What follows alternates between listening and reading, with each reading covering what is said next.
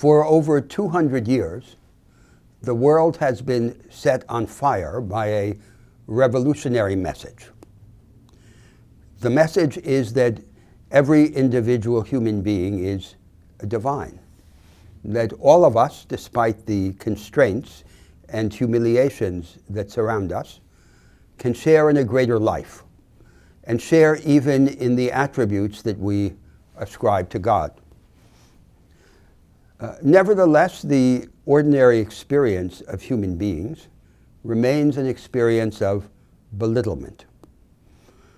This revolutionary message can only be made real through a series of transformations. Transformations in how we organize society, in how we live, and in how we understand the world. It is not enough to innovate in our politics. We must also innovate in our basic ideas about who we are. Unless we innovate in these ideas, as well as in the arrangements of society, we cannot turn the message of our divinity into a real experience. And thus the need today for a spiritual revolution, as well as for a social transformation. The focus of my thinking, expressed in this book, The Religion of the Future, lies precisely there, in the relation between the transformation of personal experience and the reorganization of social life. All the major religions and philosophies that have exerted the greatest influence over the last 2,000 years arose from a series of religious revolutions that took place around 2,000 years ago. And these religions took three main directions. One direction one might call overcoming the world, and an example is Buddhism and the philosophies that prevailed in ancient India. But it is a position also represented in modern Western thought, for example, by Schopenhauer. According to this view, all the distinctions and changes that surround us are illusory.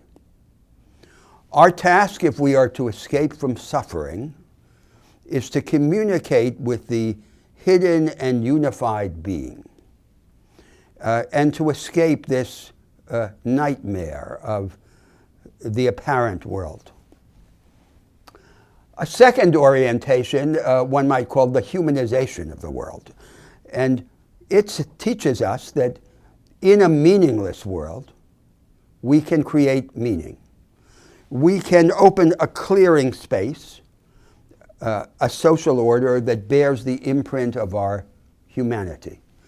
And in particular, we can do so by creating a society that conforms to a model of what we owe to one another by virtue of occupying certain roles. The most important example of this position in the history of religion and of philosophy has been Confucianism. The third direction is the direction that I call in this book, The Religion of the Future, the struggle with the world. It tells us that there is a trajectory of ascent by which, through changes in how we live and in how we organize society, we can rise to a greater life and share in the attributes that we ascribe to God. And thus, this ascent requires a struggle, and so I call it the struggle with the world. Now, this third direction has had two main faces in history, a sacred face and a profane face. The sacred face is represented in the Semitic monotheisms, Judaism, Christianity, and Islam.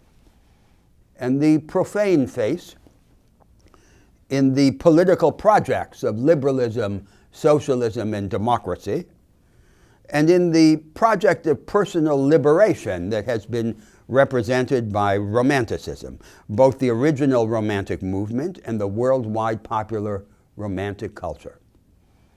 The third direction teaches us that each of us is bigger than he seems to be.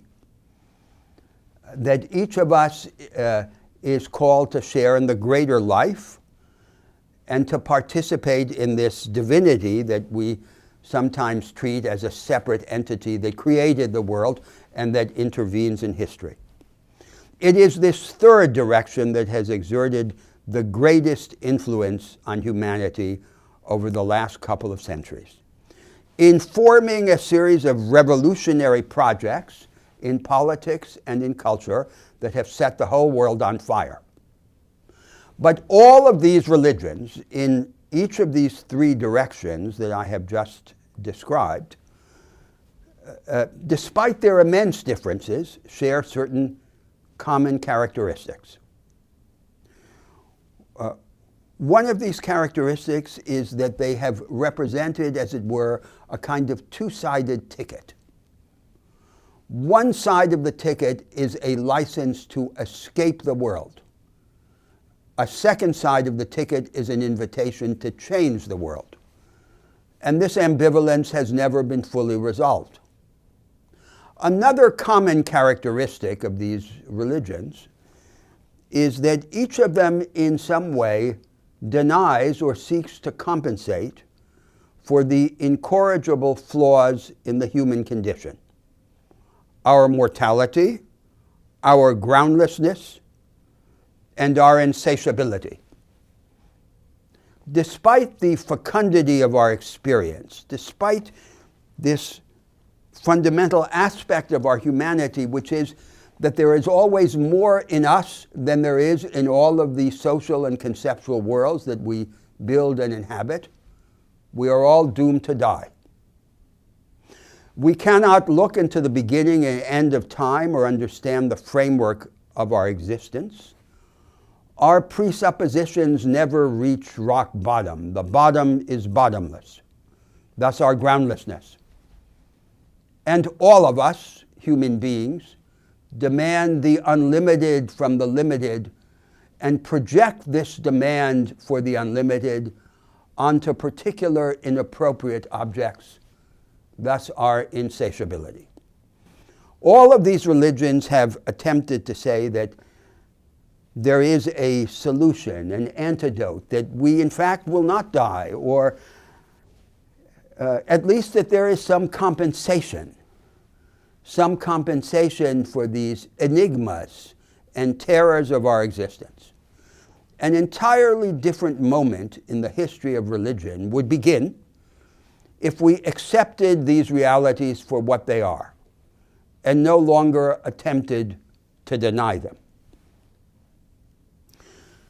Given the enormous impact of the third direction that I described, the struggle with the world, on humanity over the last 2 centuries, one might ask, what is the core of its message? And why has this message been so seductive? There are 2 ideas that stand at the center of this view of the world, both on its religious side, the Near Eastern religions of salvation, Judaism, Christianity, and Islam, and on its profane side, the projects of political and personal liberation. One set of ideas has to do with the relation between the self and others. The dominant view in the history of world religion and philosophy, and indeed in modern academic moral philosophy, is that the fundamental problem of moral life is selfishness. And the solution to selfishness is a principle of altruism. And this principle of altruism is to be enforced by conformity to certain rules that define our obligations to one another. And these rules are to be determined by some conceptual method, like Kant's categorical imperative, or Bentham's calculus of the greatest happiness for the greatest number. There is an attitude connected to those ideas. The attitude is that we should try to come to the end of our lives blameless, with clean hands, having discharged our obligations to one another on the green side of our book of moral accounts.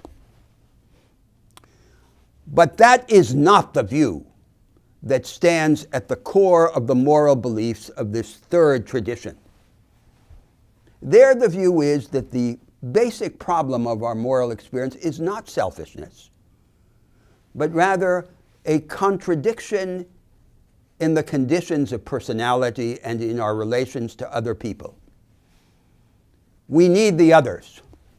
We make ourselves into human beings only through connection.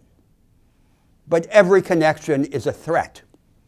Every connection jeopardizes our freedom, our autonomy, our self-construction.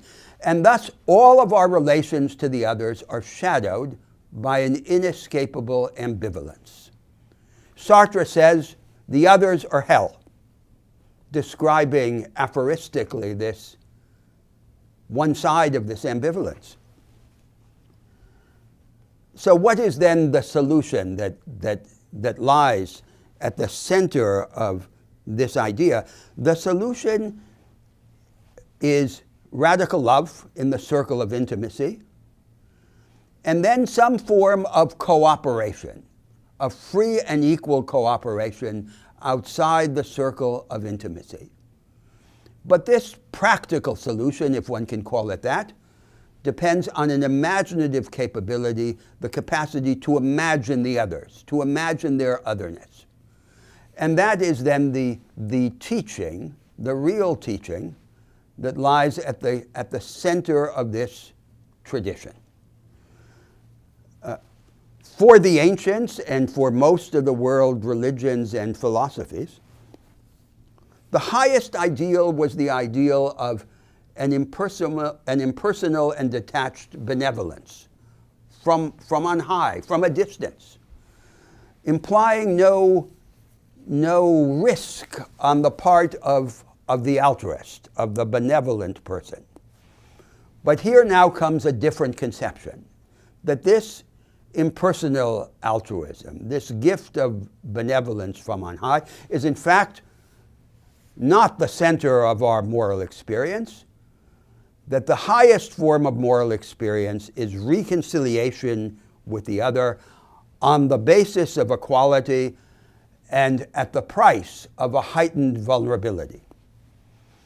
Now there's a second set of ideas at the center of this tradition, and the second set of ideas has to do with the relation between the structures of social life and the human spirit. Now, what I mean by spirit is the aspect of our humanity that has to do with our excess over all the regimes that we create and inhabit.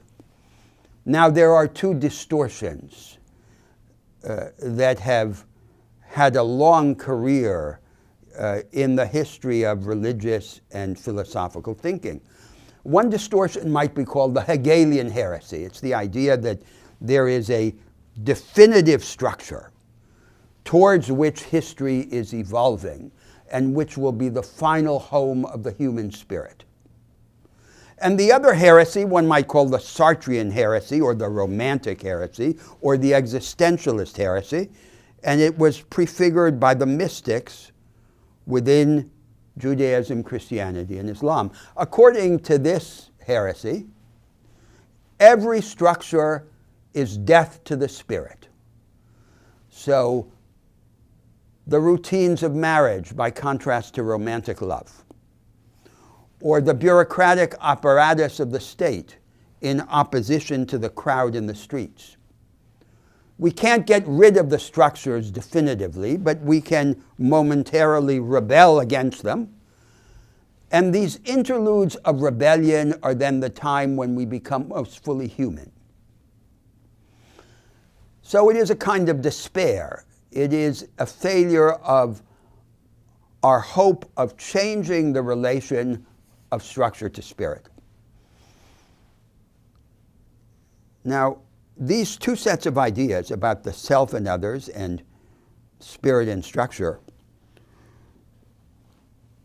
have never been adequately developed, much less fully realized in political and personal practice in the history of our civilizations.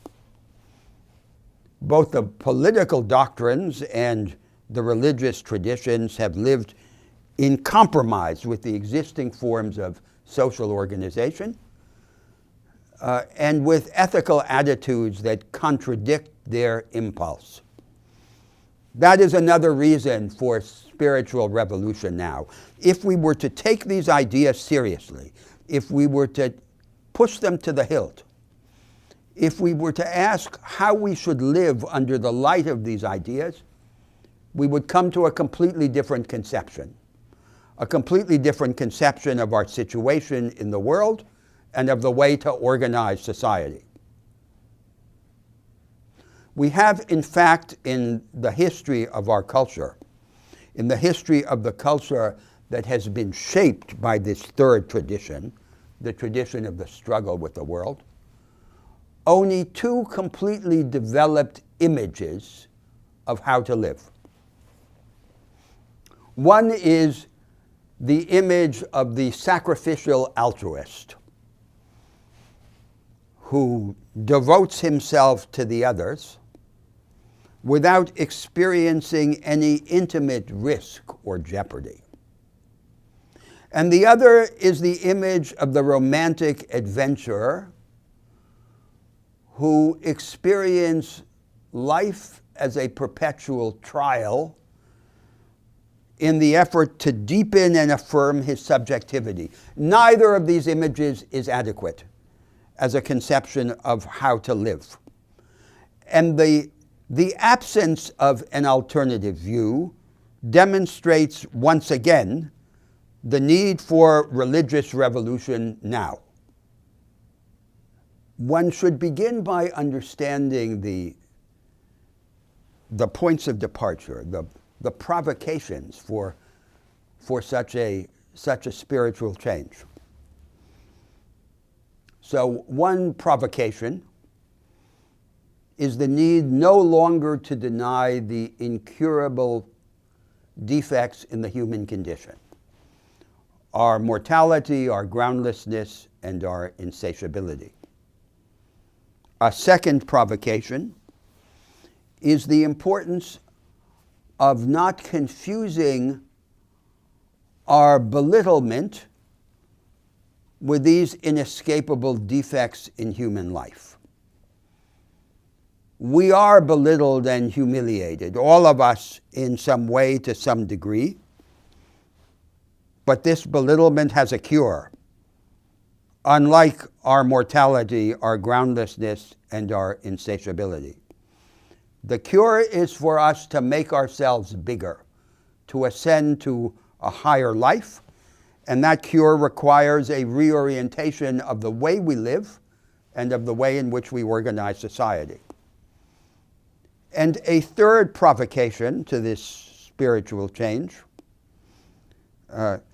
is then the unwillingness to allow those ideas about self and others and spirit and structure to be compromised and circumvented as they have been in the history of our religions and of our societies. So what does this mean? What does this mean by way of a moral orientation? And what does it mean by way of a political project? Let me illustrate what it means by way of a moral orientation by referring to how each of us is to respond to one of the characteristic incidents in every human life. As we grow older, each of us, a shell of compromise and routine begins to form around us. The self becomes rigidified in a character. The ancient Greeks said that character is fate. Character is the rigidified form of the self. And the marriage of the character with a social circumstance to which we are resigned then becomes a proxy for the living self, a mummy that begins to form around each of us, within which each of us slowly dies, many small deaths. What we must then do is to break the mummy apart. The better to live. And to become more godlike so that we can live. We do not live to become more godlike, we become more godlike to live. And how are we to break the mummy apart? We cannot simply will ourselves transformed, but the will can project us into situations in which we are unprotected, in which we lose our habitual protections, in which we are forced to become more vulnerable. And in this way, awaken to a greater life. So the rebellion against mummification is one of the many telling consequences of such a reorientation to existence. And what does it mean by way of a political project? For 2 centuries now, ideological debate in the world has taken the form of a contrast between what you might call shallow equality and shallow freedom. The major political forces in the world accept the established institutions. And then we think that the conservatives are those who, within that institutional framework, give priority to freedom. And the progressives or leftists are those who give priority to equality. But it is shallow equality against shallow freedom because it's based on this acceptance of the established framework.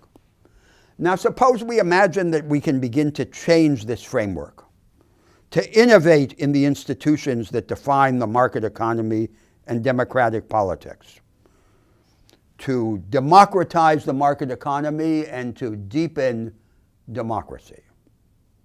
The method is the cumulative institutional transformation of society. And what is the objective? The objective is not equality of outcome or circumstance. The objective is a greater life for the ordinary man or woman. Thus, I would say deep freedom. Who then are the progressives or revolutionaries today? First, they are those who refuse to take the established institutional structure for granted.